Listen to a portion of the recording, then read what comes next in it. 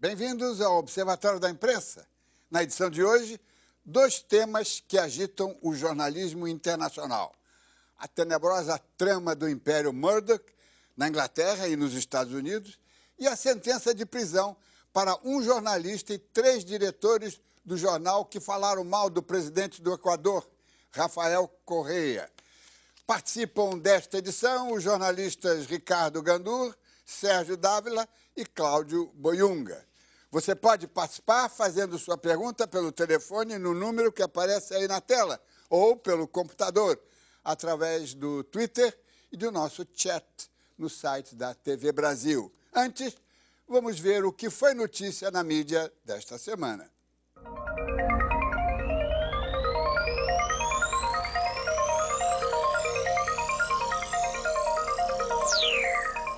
O monstro de Oslo certamente agiu sozinho, mas ele não estava nem está sozinho.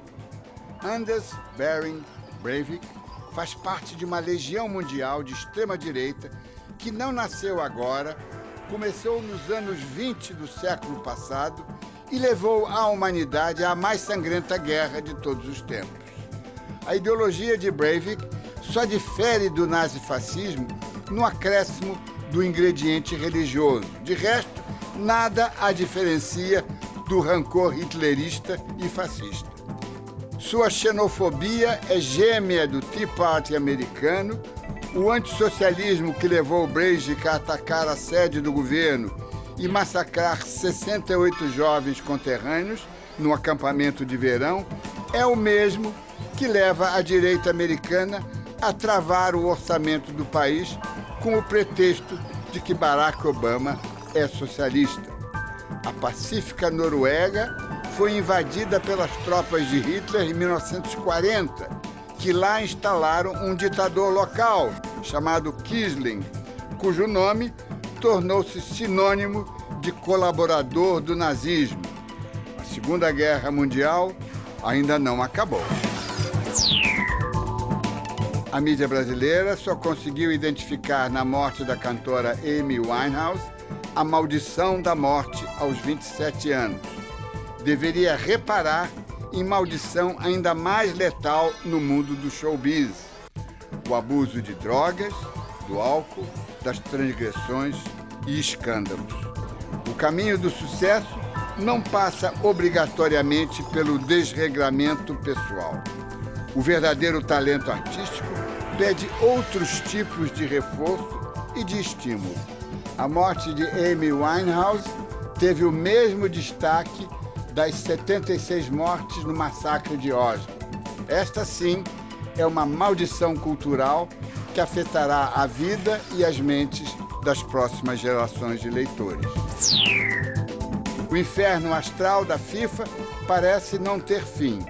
Na mídia, um novo capítulo desta trama movida a denúncias de corrupção. O cartola do Catar, Mohammed bin Haman, foi banido do futebol. Candidato de oposição a Joseph Blatter, na última eleição para a presidência da entidade, ele é acusado de compra de votos. A punição, porém, se deu antes do final das investigações. Filme de mafioso perde.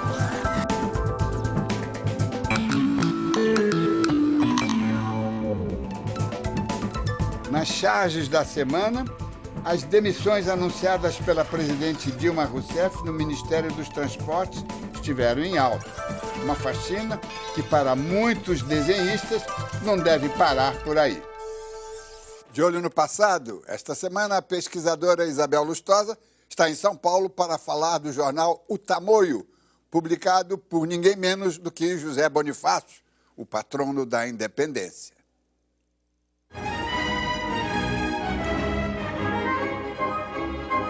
Foi uma relação intensa a que ligou e depois separou Dom Pedro I e o paulista José Bonifácio de Andrada e Silva. O encontro dessas duas personalidades autoritárias, viris e convencidas do próprio valor, em janeiro de 1822, quando Dom Pedro convidou José Bonifácio para liderar seu ministério, foi marcado por imediata empatia. Esta verdadeira amizade de pai e filho, que, enquanto durou, garantiu para José Bonifácio amplos poderes, seria finalmente rompida em julho de 1823. José Bonifácio e seus irmãos, Antônio Carlos e Martim Francisco, se tornariam, a partir daí, os mais aguerridos opositores do imperador. Esta oposição se faria principalmente através do Tamoio, jornal lançado em agosto de 1823. Já pelo título, o Tamoio definia seu alvo, os portugueses, pois foram tamoios os índios que, nos primeiros tempos da colonização, se aliaram ao invasor francês. A provocação andradista atingia também Dom Pedro, ele mesmo nascido em Portugal. Escrito com estilo claro e objetivo, publicando boas análises da política brasileira naquele contexto, ainda que parciais, foi no Tamoio que se publicou a primeira entrevista da história da nossa imprensa. Então está você decidido a sofrer calado que um bando vil de abutres intrigantes e velhacos continue a se precipitar esfaimado sobre você como se fosse um cadáver de esterqueira? Sim, senhor, me respondeu ele, porque não quero alterar o meu sossego, que é a coisa mais substancial que há neste mundo. Nela, o velho do Rocio, José Bonifácio, declarava sua intenção de afastar-se da política para dedicar sua aposentadoria aos estudos científicos. A história, no entanto, como sabemos, lhe reservava outro destino. Já na crônica de Maurício Menezes, a história do repórter que deu uma bronca em um ministro famoso. De olho na gafe.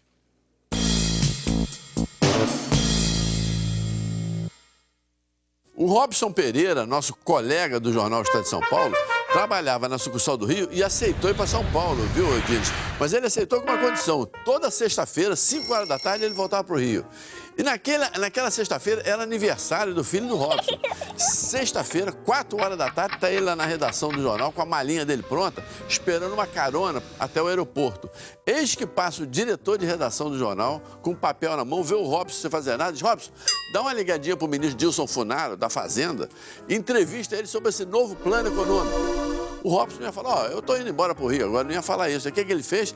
Pensou assim: vou ligar para o ministério, o ministro não está, ou não vai me atender, ou nada. Esse que o Robson liga para o número que deu, e o ministro atende o telefone. Eu queria falar com o ministro Dilson Funaro, é ele. Mas o ministro Dilson Funaro, é ele que está falando. O ministro Dilson Funaro, é ele. O ministro que está falando aqui é o Robson, do Jornal Estado de São Paulo. Sim, o que você quer, Robson? Pô, ministro, eu estou voltando pro Rio agora, o senhor atende telefone, assim, sem mais nem menos, explicou para o ministro da situação, o ministro fez uma proposta: olha, vamos dizer o seguinte, você me ligou e eu não atendi, mas o Robson não aceitou, fez a entrevista, escreveu a matéria e voltou para o Rio numa linda manhã de sábado. O Diário Espanhol, El País, publicou neste domingo uma enorme foto de Rupert Murdoch com o título Cloaca e Companhia. Exagero ou desabafo justificado de um dos mais respeitados jornais do mundo? Para ser entendido e avaliado, o escândalo Murdoch precisa ser examinado com todos os seus desdobramentos. O crime dos grampos ilegais para produzir manchetes sensacionalistas é apenas a ponta do iceberg. Há muitas outras infrações e imoralidades na esfera jornalística, política, ideológica e institucionais que não podem ser desconectadas ou minimizadas. Sem indagar de onde veio a força de Murdoch, é impossível verificar a gravidade de suas façanhas. Um conglomerado de porte médio não conseguiria a cobertura do governo inglês para fazer o que fez. E para tornar-se um gigantesco conglomerado, foi preciso driblar a legislação.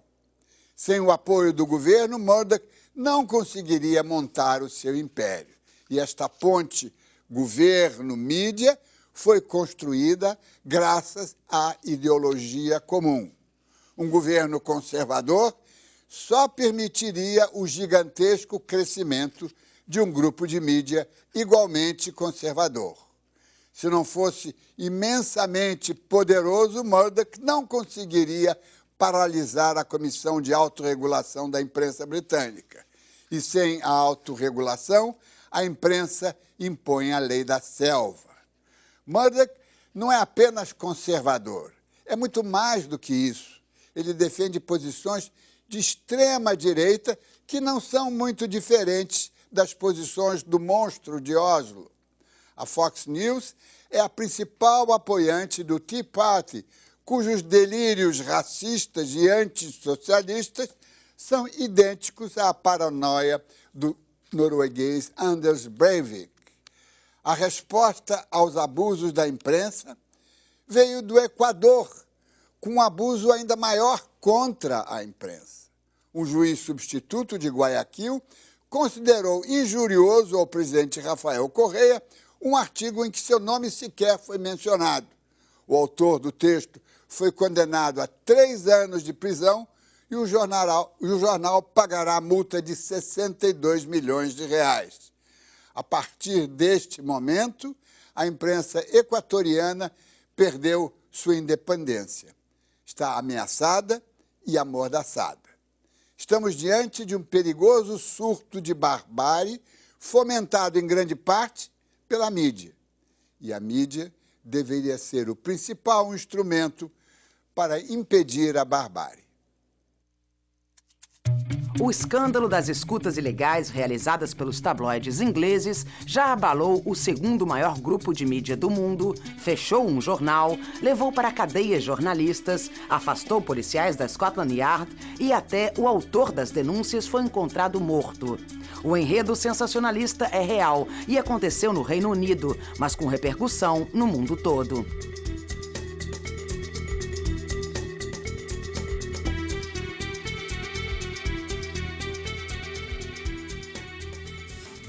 Diante das pressões, o magnata Rupert Murdoch, dono do império de comunicação News Corporation, fez uma faxina no grupo. Ele anunciou a renúncia de seus aliados mais próximos para conter os prejuízos financeiros causados pelos estragos na imagem das empresas. Por causa do envolvimento de políticos com o tabloide News of the World, Murdoch foi convidado a depor no parlamento. Diante de todos, ele pediu desculpas e disse que não sabia dos grampos. Ainda assim, foi atacado por um manifestante com uma torta de espuma.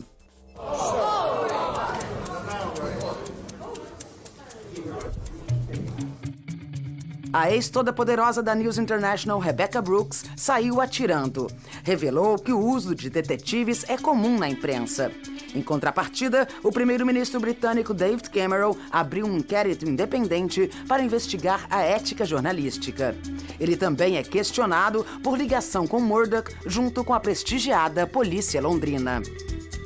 O escândalo das escutas não ficou restrito ao velho continente. Nos Estados Unidos, cresce a pressão para investigar Rupert Murdoch. O Departamento de Estado quer averiguar denúncias de subornos e grampos ilegais. A notícia foi divulgada pelo Wall Street Journal, título de prestígio de Murdoch na América.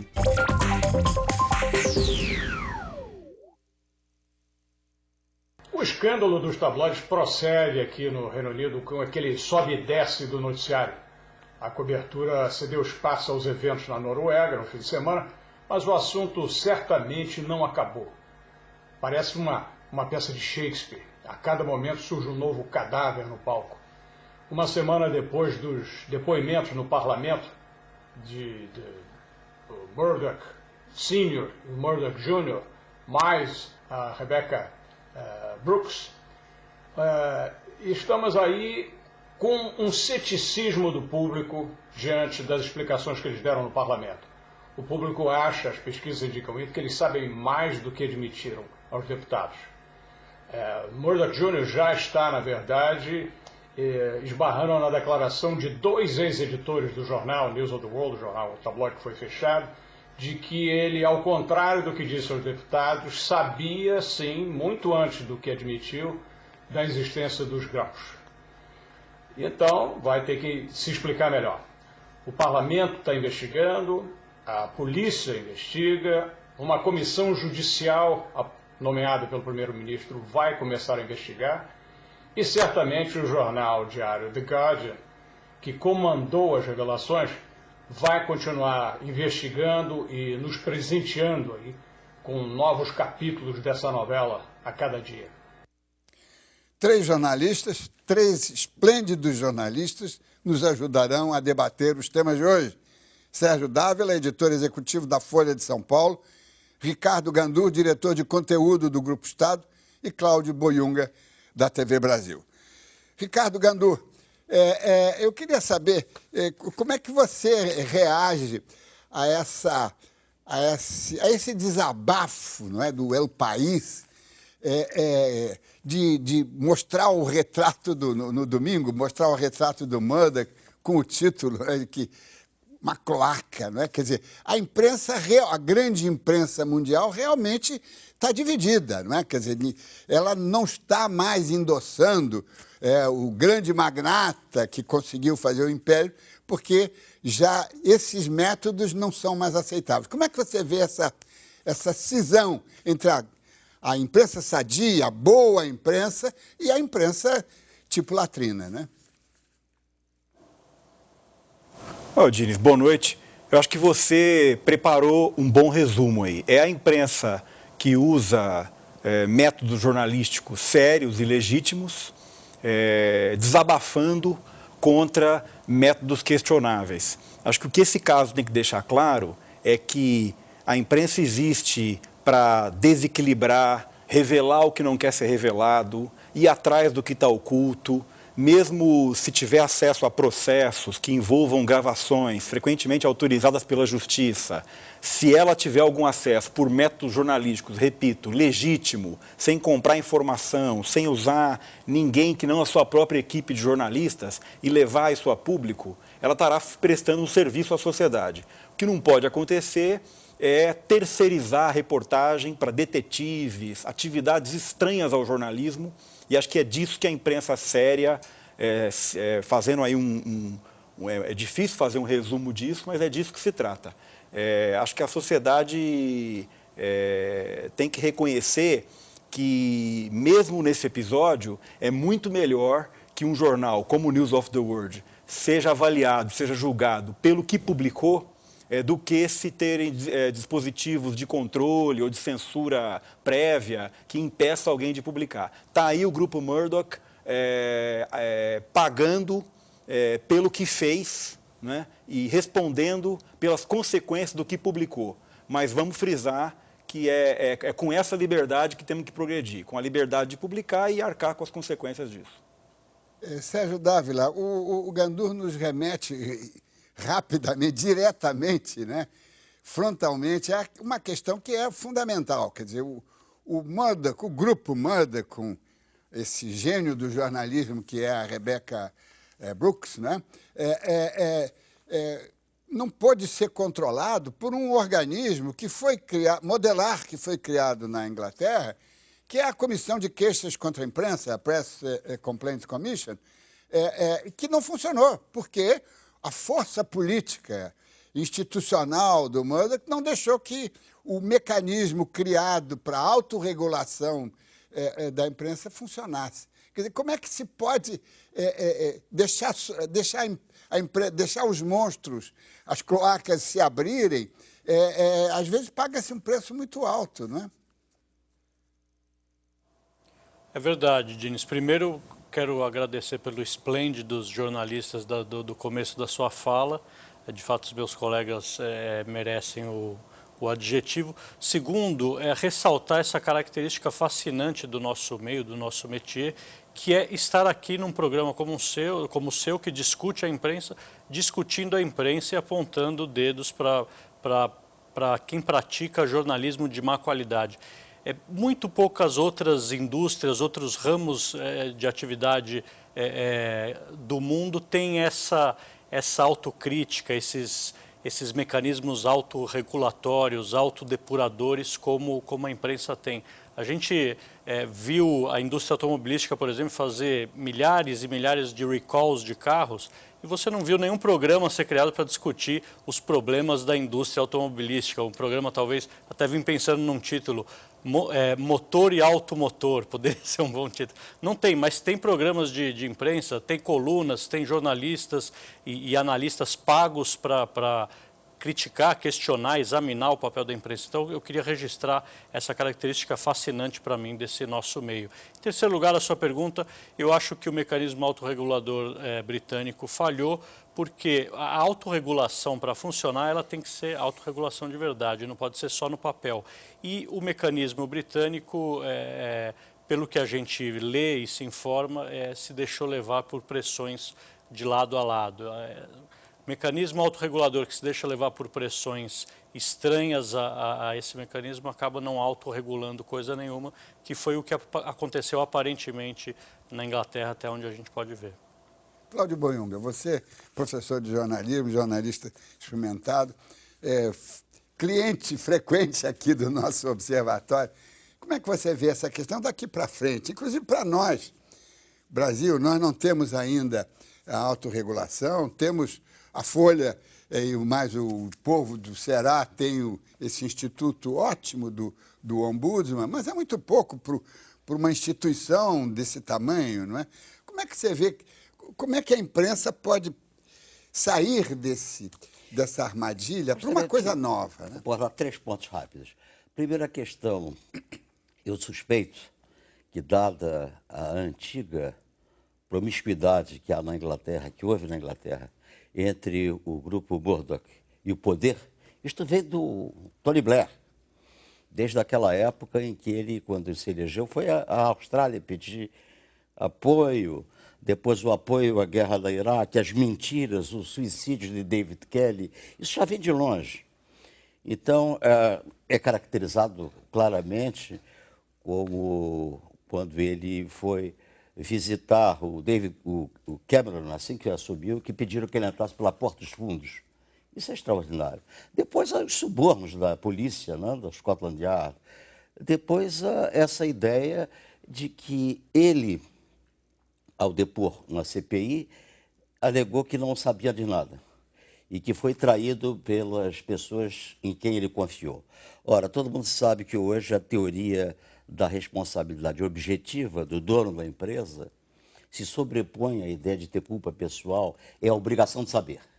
Portanto, eu acho que ele está em maus lençóis, e sobretudo por essa coisa que foi falada rapidamente nos Estados Unidos, que ele está sendo acusado de ter veiculado, violado os e-mails e tal, dos familiares, dos parentes, dos soldados. O pessoal que perdeu a vida no 11 de setembro. E isso vai indispor a opinião pública americana contra a organização. De maneira que eu acho que ele saiu muito chamuscado dessa situação agora. Vamos fazer um rápido intervalo e voltamos daqui a pouco.